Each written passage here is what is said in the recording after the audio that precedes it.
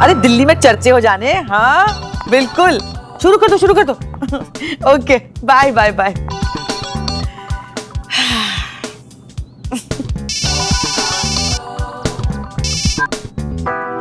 नमस्ते समधी जी, कैसे याद करा आपने? जी नमस्ते कामिनी जी। वो जी दरअसल मेरे बाबूजी की तबीयत अचानक बहुत बिगड़ गई है। ओहो, बड़ा दुख हुआ जी सुन के। भगवान करे वो जल्दी से ठीक हो जाएं। जी जी, एक्चुअली डॉक्टर ने तो अस्पताल में भर्ती करने के लिए कहा है, लेकिन बाबूजी है कि जिद पकड़ के बैठे हैं कि घर छोड़कर कहीं नहीं जाएंगे। इसलिए फिलहाल तो उनका ट्रीटमेंट घर पर ही चल रहा है। उनकी हालत बहुत नाजुक है। तो मैं ये कह रहा था कि अगर इस शादी में बाबूजी शरीक नहीं हो पाए तो उनका मन बहुत दुखेगा। दरअसल उनका बहुत अरमान है कि प्रीति का कन्यादान वही करें। तो कामिनी जी, मैं आपसे विनती करता हूँ, क्या हम शादी का वेन्यू होटल से बदलकर हमारा घर रख सकते हैं? ना जी ना, कैसी बातें कर रहे हैं आप? अरे मेरे पुत्र का ब्याह आपके घर से कैसे हो सकता है जी? जी कामिनी जी, मैं समझता हूँ, लेकिन आप भी समझने की कोशिश कीजिए ना कि रीत भी तो यही कहती है ना कि लड़की की विदाई उसके घर से होनी चाहिए। रीत जो भी हो, लेकिन इतनी सी बात आपकी समझ में कैसे नहीं आ सकती कि मेरे पुत्र के ब्याह से मेरी और हमारे परिवार की इज्जत जुड़ी हुई है भाई। कैसी बातें करते हैं आप लोग?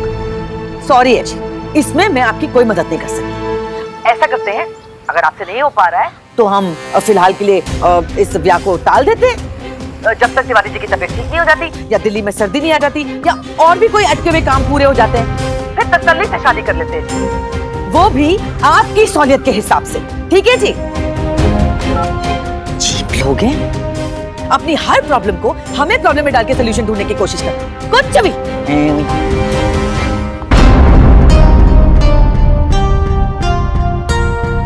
हाँ, हम जानते थे नहीं मानेंगी। उन लोगों से उम्मीद करना भी गलत है, नहीं मानेंगे वो। लेकिन अब हम क्या करें?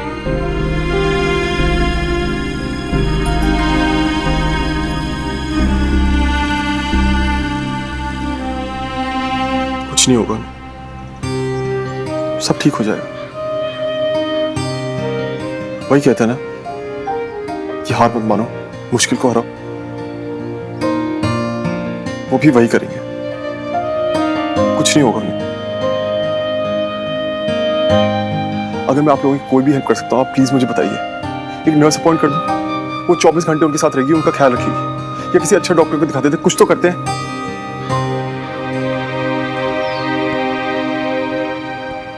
थैंक यू बेटा, लेकिन तू परेशान मत हो। तेरे नानू जल्दी ठीक हो जाएंगे। बेटा कुछ मदद चाहिए तुम्हारी, बस इतना भर करोगे ना तो बहुत उपकार होगा तुम्हारा। ऐसा मत बोलिए मामी जी, आप बोलिए ना क्या है। बाबूजी की इच्छा है कि वो प्रीति का कन्यादान करें, लेकिन बेटा उनकी जैसी हालत है, ऐसी हालत में उन्हें होटल नहीं ले जाया जा सकता है। इसलिए हमने कामिनी जी से कहा था कि हम शादी होटल से नहीं घर से करना चाहते हैं, तो बेटा उन्होंने साफ इनकार कर दिया। बस हम ये चाहते हैं कि तुम एक बार कामिनी जी से बात करो, और अगर तुम उन्हें मना सके ना तो बहुत मेहरबानी होगी।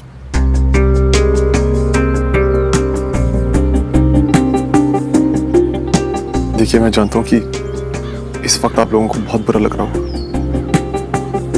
लेकिन मैं भी मजबूर हूँ। ये चाची की बेटी की शादी है और अब तक वो अपना मन मारती आई है। इस शादी से बहुत उम्मीदें उन्हें। ऐसी हालत में मैं उनसे कुछ नहीं कह सकता। लेकिन बेटा मैं आपकी बात समझ रहा हूँ, लेकिन आप प्लीज मेरी भी बात समझिए। मैं इसमें आपकी कोई हेल्प नहीं कर सकता, लेकिन अगर कोई भी बात हो, कोई भी और बात हो, आप प्लीज मुझे बताइए। लेकिन श्रवण बेटा, अगर बाबूजी प्रीति का कन्यादान नहीं कर पाए तो उनके मन पे बोझ रहेगा, और हम सबको डर है कि इस बोझ की वजह से कहीं उनको कुछ। प्लीज मामा जी, चाची इस बात के लिए कभी राजी नहीं होंगी। आप समझिए, मैं नहीं मना पाऊंगा उन्हें, बोलने का भी फायदा नहीं है। रहने दीजिए मामा जी। वैसे भी बहुत मुश्किल से हमने इन लोगों को यकीन दिलाया कि हम इनके तरह की शादी करने के लिए तैयार हैं। अगर हम और बोलेंगे तो इनको लगेगा कि हम 5 स्टार में शादी ना करने के बहाने ढूंढ रहे हैं। सुमो, मैंने वही बोला जो पॉसिबल है और नहीं पॉसिबल है। बात को समझने की जगह मुझे ये सब सुनाना दैट्स नॉट फेयर। लेकिन श्रवण बेटा, अभी जो मामा हालात। जी छोड़िए ना प्लीज, आप लोग बस परेशान मत होइए। मैं नानू के साथ यहाँ रुक जाऊंगी, आप सब लोग शादी संभाल लेना। अगर कोई प्रॉब्लम होगी तो हम फोन पर कोऑर्डिनेट कर लेंगे, लेकिन शादी होटल में ही होगी। दी नहीं, दादू मेरी शादी में नहीं होंगे। आप और दादू अगर मेरी शादी में नहीं होगे तो मैं कैसे करूंगी शादी? और आपने इतना कुछ किया है मेरी शादी के लिए, और अब अगर आप ही नहीं होगे तो? नहीं दी प्लीज, कोई तो रास्ता होगा। आपका और दादू का मेरी शादी में होना मेरे लिए बहुत इम्पोर्टेंट है। दी, एक बार आप प्लीज श्रवण से बात करके देखो ना। मुझे पता है वो आपकी बात नहीं टालेगा।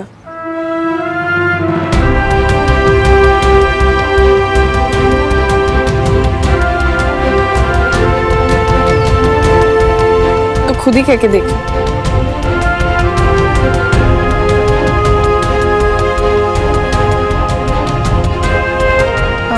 श्रवण प्लीज एक बार बात करके तो देखो, प्लीज एक बार। मैं आप सबको सिचुएशन समझा चुका हूँ, मैं इसमें कोई हेल्प नहीं कर पाऊंगा, सॉरी। लेकिन अगर सुमन दी और दादू मेरी शादी में नहीं होंगे तो ऐसा कैसे हो सकता है?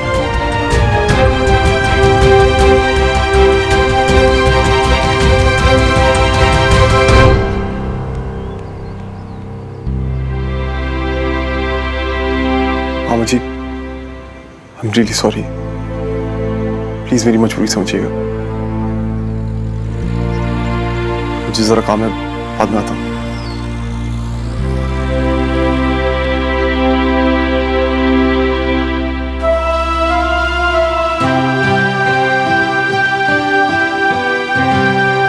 Very good Preeta. बस देखना सब कुछ ठीक से हो जाए, डिलीवरी टाइम पर होनी चाहिए चाहे कुछ भी हो जाए, ठीक है? हाँ, कुछ दिन ऐसे ही मैनेज करना, ठीक है? क्या हुआ?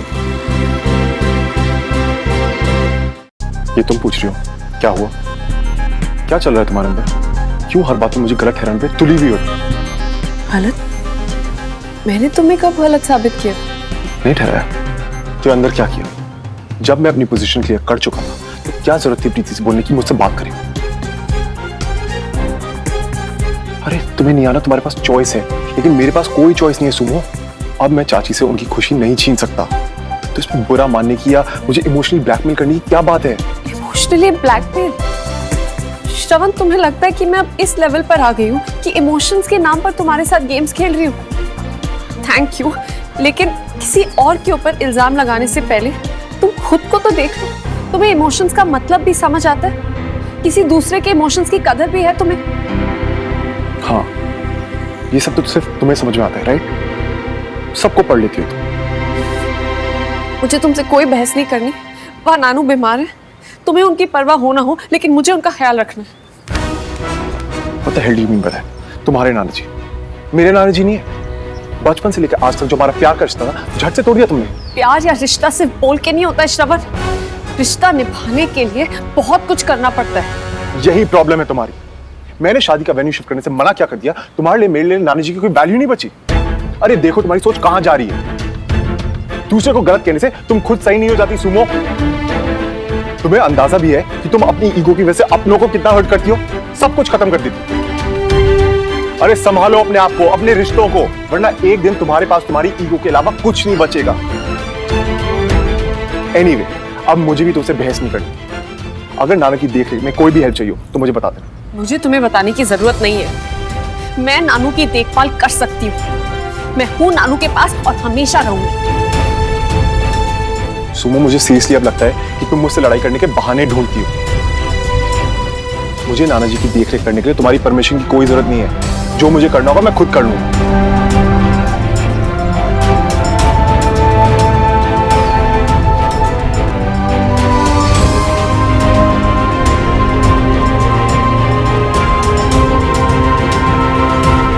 बहाने मैं तुम्हारे करीब आने के ढूंढती हूँ श्रवण, लेकिन हर बार हमारे बीच के फासले बस बढ़ते जाते हैं। क्या हो गया है तुम्हें श्रवण? क्यों अपनी सुमो को इतना गलत समझने लगे हो?